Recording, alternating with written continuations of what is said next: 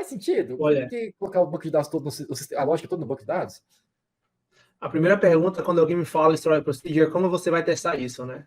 Qual o unit Então, test que você vai ter para executar isso?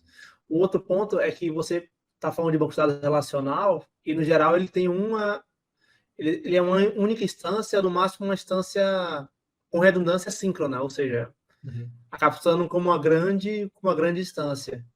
Como é que isso escala? não escala. Esse que é o E problema que a ninguém se nível preocupa. de aplicação, eu consigo ter várias instâncias processando esse negócio, né? Eu consigo Aham. ter testes garantindo a qualidade desse ponto.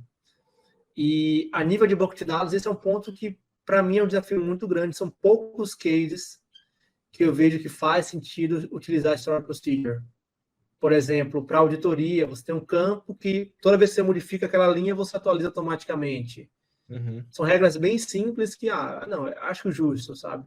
Uhum. Mas regras muito complexas que merecem muito teste, para mim é muito melhor no nível de aplicação, porque é onde tem a maior literatura, é onde tem o maior número de ferramentas para testar.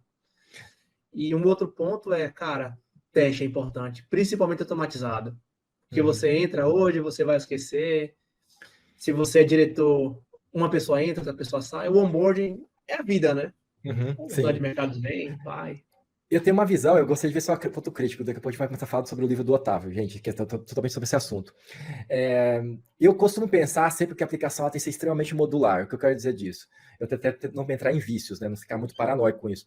Quando eu tento tirar o máximo de responsabilidade do banco de dados, porque mesmo que eu sei que é muito difícil de mudar a base de dados, de mudar, agora, mas às vezes acontece, igual, muita gente está tirando a Oracle e colocando no Postgre por questões financeiras. Isso está acontecendo, é um fato.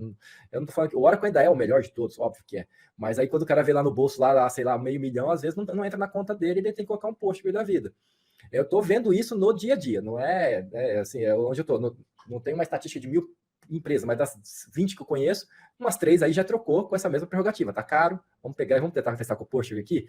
E aí, nessa hora que se você não colocou muita responsabilidade no banco, é que você agradece, o desenvolvedor fica feliz. E o que você tem a pensar sobre isso? Você acha que é uma boa ficar colocando muita responsabilidade mesmo no banco de dados? Olha, de maneira geral, eu sou muito da sua linha. Eu acho que se o banco de dados fizer o que ele deve fazer, que é armazenar de forma eficiente, já é um baita trabalho. Sim. E se você parar para pensar, muitas vezes nós, como desenvolvedores, falhamos nesse exato momento. Fazer uma modelagem eficiente, vale lembrar que o banco de dados relacional, ele tem as 3 fatores de normalização, executar o SQL Explain para entender melhor como ele está funcionando, saber fazer índices, por que não, né? Uhum. Aonde fazer, otimizar esse tipo de informação. Se a gente conseguir fazer esse beabá, eu acho que a gente dorme feliz, sabe? E esse é o nosso maior ponto. A gente não está fazendo isso. A gente não está otimizando a nível de modelagem. A gente não está levando em consideração leitura escrita. A gente não está levando em consideração escalabilidade. A gente não está levando aspectos de banco de dados distribuído, seja ele o ACID, seja ele o Base, e principalmente o comum entre os dois, né, que é o CAP. Então, assim, eu acho que a gente fala muito, brincando de jogo da vida, né, o banco imobiliário, a gente fala em muitos pontos anteriores para falar, não, vou fazer alguma coisa além do básico com o banco de dados. Uhum. Eu tinha um projeto que eu trabalhei que o pessoal, para trabalhar com Filament, tinha um Rabbit MQ ou um IBM MQ para fazer toda a questão da gestão ali, da entrada e saída, para dar um facilitador ali, né? Ficava aqui meio tempo. Eu entendi, eu gostei da ideia. Eu sei que fica meio Frankenstein, mas fica legal porque ajuda, né? A trabalhar ali, para você jogar ali. Você está delegando a responsabilidade, né? Aí você meio que coloca ali um cara a mais ali para fazer a postagem no banco. E antes de passar pelo banco, quem está controlando a fila podia fazer pelo Java? Podia, mas joga pro Revit, que ele já tem um cara melhor que fez o Revit. Pensando assim, na correria do dia a dia é um bom meio termo. Também não sei qual é a tua opinião sobre isso também, mas eu já vi muito sendo usado Acho isso. que esse é aquele momento que você fala o depende, né? Depende. Porque então, você está colocando uma camada física na sua arquitetura. E pode ser um ponto de falha. É uma complexidade a mais. Sim.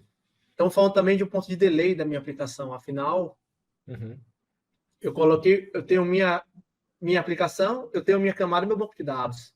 E possivelmente eu vou ter que ter uma camada ali para fazer esse processamento. E isso requer um delay. Né? E se eu quiser um negócio super consistente, eu já perco.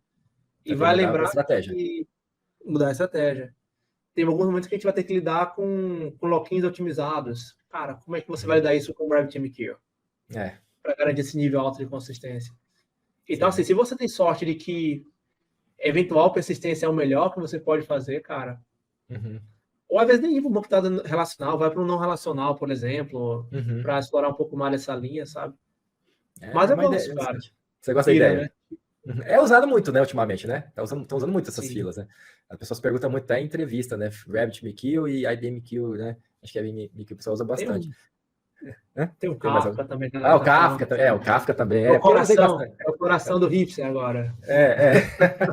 É porque eu, particularmente, não mexi com ele nos projetos ultimamente. Aí eu esqueci dele, mas obviamente o Kafka é até mais falado que os outros dois. É porque no meu universo, né?